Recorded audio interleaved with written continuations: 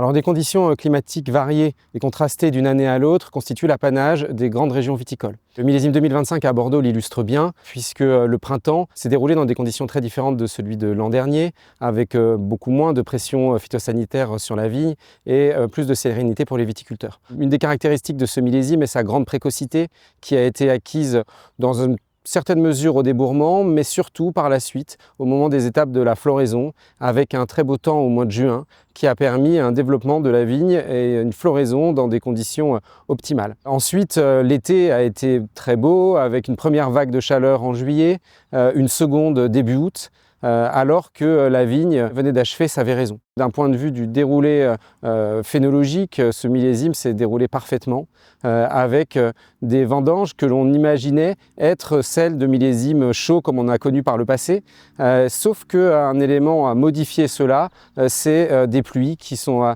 apparues dans la région début septembre et qui ont assez largement modifié la composition des raisins, le profil du millésime. Au final, on a des vins qui sont moins riches en alcool que ce à quoi on aurait pu s'attendre, avec toutefois une très bonne maturité phénologique, avec des vins qui sont colorés, des niveaux d'acidité qui sont préservés, avec beaucoup de fraîcheur. Donc finalement des vins avec un profil assez classique, mais avec un aboutissement de la maturité assez remarquable. Les vins blancs secs sont eux également délicieux. Ils ont su préserver potentiel aromatique et acidité malgré les fortes chaleurs de début août. Et on a ramassé de magnifiques vins liquoreux en petite quantité, comme l'ensemble des récoltes bordelaises, mais d'un très haut niveau qualitatif.